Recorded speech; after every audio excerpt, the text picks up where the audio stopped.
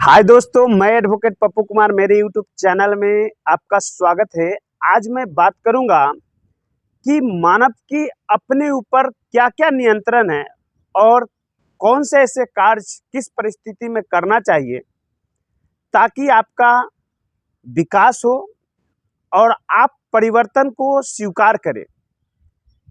यह परिवर्तन प्राकृतिक का बहुमूल्य उपहार है जो सदैव आता है, लेकिन मानव उस परिवर्तन को स्वीकार करने से इनकार करता है, क्योंकि मानव में अधिकांश यह देखा गया है कि वह यथास्थिति को पसंद करते हैं। जिस परिस्थिति में रहते हैं उसी को वह लाइक करते हैं। जैसे उनके जीवन में कुछ बदलाव आता है तो वह स्वीकार नहीं करते। कई लोगों के उनके सोच विचार, उनके संस्कार में यह निहित होता है कि परिवर्तन को स्वीकार करे या ना करे।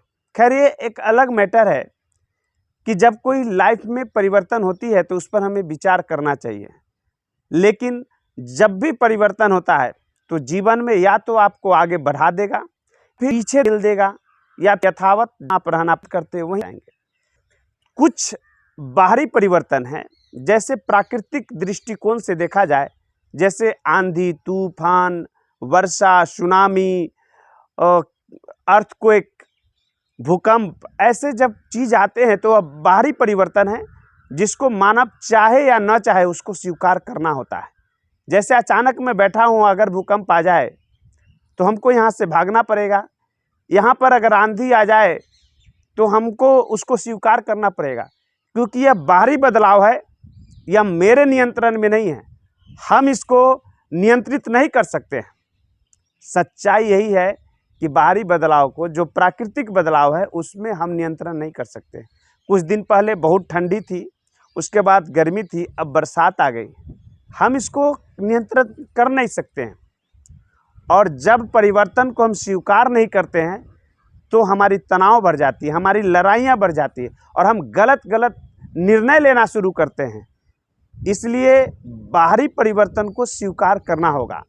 जैसे ठंडे के मौसम में हम जिद कर ले कि हम कंबल नहीं ओढ़ेंगे तो हमको ठंड लग जाएंगे। गर्मी के दिन में हम यह जिद करेंगे कि नहीं हम कंबल ओढ़ेंगे तो हमारा रहना मुश्किल हो जाएगा। तो ये बाहरी परिवर्तन है। लेकिन किस चीज़ पर मानव को नियंत्रण कर लेना चाहिए, वह है आंतरिक नियंत्रण। जैसे सुबह में उठना, अच्छे से बात करना, वेल डिसिप्लिन में रहना, घर परिवार अपने कुटुंब के साथ अच्छे वार्तालाप करना, ये हमारे नियंत्रण की चीज़ है। अच्छे भोजन को करना, नशा पानी को त्याग देना, अच्छे संगति को रखना, ये हमारे नियंत्रण की चीज़ है। अगर मानव चाहता है कि हम शांति से रहे, स्वेच्छा से, वह अपने अंदर के नियंत्रण को कायम कर सकता है। तो मानव अपने अंदर के चीज़ों पर अगर नियंत्रण करता है तो निश्चित तौर से मानव का जीवन सुखमय, खुशी और शांति होगा। हम ऐसे देखते हैं, खास करके कभी कभी, कि समाज में भी ऐसे कई गतिविधियां आते हैं जो अचानक आ जाता है और उसको हम अगर नहीं स्वीकार करते हैं तो हमको गलत निर्णय लेना पड़ता है, गलत कदम लेना पड़ता है। तो काल उस चीज़ को स्वीकार करना चाहिए और आपके कुल परिस्थिति आएंगे तो फिर उस आप अपने नियंत्रण से बाहर कर सकते। जैसे आंधी आ, देर के लिए मैं अपने रूम में चला गया, अभी खुले आसमान में है, और जैसे ही आंधी खत्म हो गई फिर हम इस आसमान और इस प्राकृतिक सौंदर्य का मनोरंजन और इसका जो मनमोहक अदाएँ हैं उसको हम आनंदित हो सकते हैं उसमें। तो कहने का यही तथ्य है कि मानव के पास हमेशा दो परिवर्तन आता है। एक बाहरी परिवर्तन है जिसको चाहे ना चाहे उसको स्वीकार करना पड़ता है। अगर स्वीकार नहीं किए हैं तो आपके साथ तनाव होगी, अशांति होगी और अमर्यादित कार्य होंगे। और एक है आंतरिक चीज जिस पर नियंत्रण करना मानव के बस में है।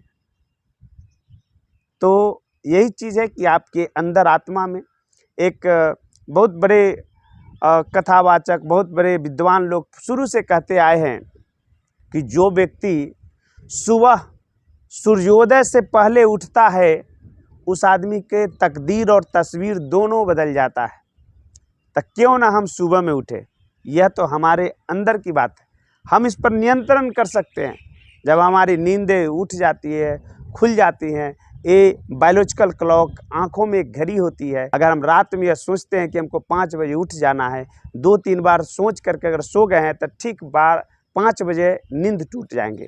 लेकिन अगर आप आलस करेंगे तो फिर से लगेगा कि और सो जाते हैं क्योंकि अभी कोई काम नहीं है। और इस मन पर नियंत्रण करेंगे कि नहीं, मैंने रात में कमिटमेंट किया अपने आप से कि सुबह उठना है, जल्दी उठना है, और आप उठ जाएंगे, जाग जाएंगे, बिछावन छोड़ देंगे और अपने काम में लग जाएंगे। तो ये आपके नियंत्रण की चीज़ है। तो चलिए, वीडियो देखने के लिए बहुत बहुत धन्यवाद। मेरे वीडियो देखते रहिए। अगर अच्छा लगे तो मेरे चैनल को सब्सक्राइब कीजिए, लाइक कीजिए और वीडियो पर बने रहिए। नेक्स्ट वीडियो के लिए धन्यवाद।